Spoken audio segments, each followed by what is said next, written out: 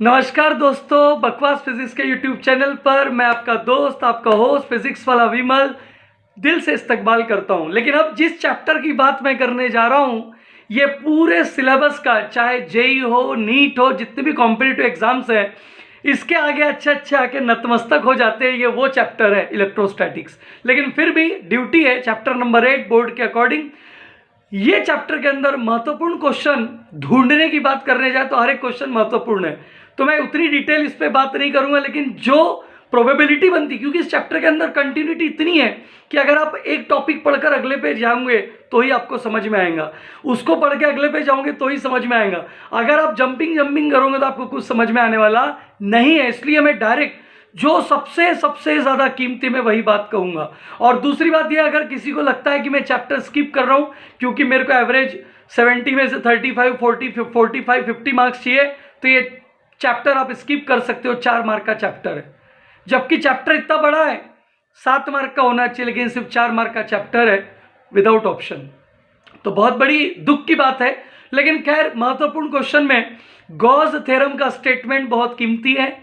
उसके बाद Gauss theorem का एप्लीकेशन, चाहे स्पेरिकल कंडक्टर हो, उसके लिए इलेक्ट्रिक फील्ड इंटेंसिटी निकालना हो, सिलेंड्रिकल हो या फिर इनफाइनाइट प्लेन शीट हो, लेकिन तीनों में सबसे ज़्यादा कीमती मैं मानकर चल रहा हूँ सिलेंडर के लिए और स्पीयर के लिए।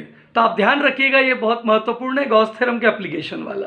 उसके बाद इलेक्ट्रिक इंटेंसिटी फाइंड आउट करने के लिए बहुत सारे डेरिवेशन आए हुए हैं। इलेक्ट्रिक पोटेंशियल के लिए आया है, टॉर्क के लिए आया है, लेकिन मैं वहां से आपको उठाकर सीधा लेके जा रहा हूं कैपेसिटर की तरफ।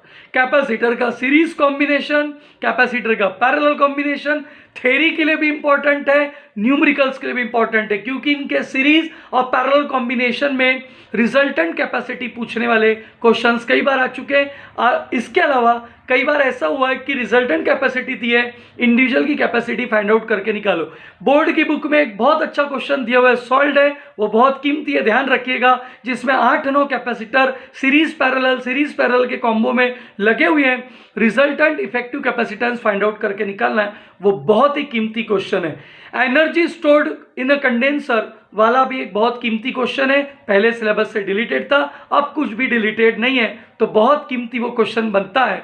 उसके साथ वेन डे ग्राफ जनरेटर, जिसे मैं वंदे मातरम कहता हूं, उसकी डायग्राम बड़ी कीमती है, क्योंकि अपने आप में एक चार्ज कंडक्टर है, वो चार्ज स्टोर करने वाला डिवाइस है वो, तो एक प्रकार का वो बड़ा वाला कैपेसिटर ही है।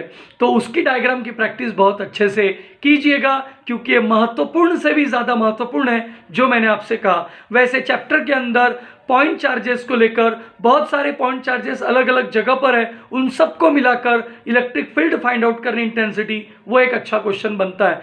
एक महत्वपूर्ण क्वेश्चन छोटा polar molecule, non polar molecules को लेकर भी बनता है। इसमें एमसीक्यूज बनते हैं कि भाई HCl, HF, HI ये पोलर है, नॉन पोलर है, पूछे जाते हैं। पोलर, नॉन पोलर मॉलिक्यूल जिन पे पोलरिटी है, जिनका डायपोल मोमेंट है, उनमें पोलर मॉलिक्यूल की कैटेगरी में आते हैं। जिनके डायपोल मोमेंट नहीं है, जिनकी पोलरिटी नहीं है, वो पोलर मॉलिक्यूल की कैटेगरी में नहीं आते। बिल्कुल सिंपल है, लेकिन पेपर में आता है, तो ध्यान रखिएगा दोस्तों। इलेक्ट्रोस्टैटिक्स चैप्टर बहुत बड़ा है, लेकिन मैंने खास क्वेश्चंस बताए, इन्हें जरूर पढ़ के जाइए, बेनिफिट मिलेगा।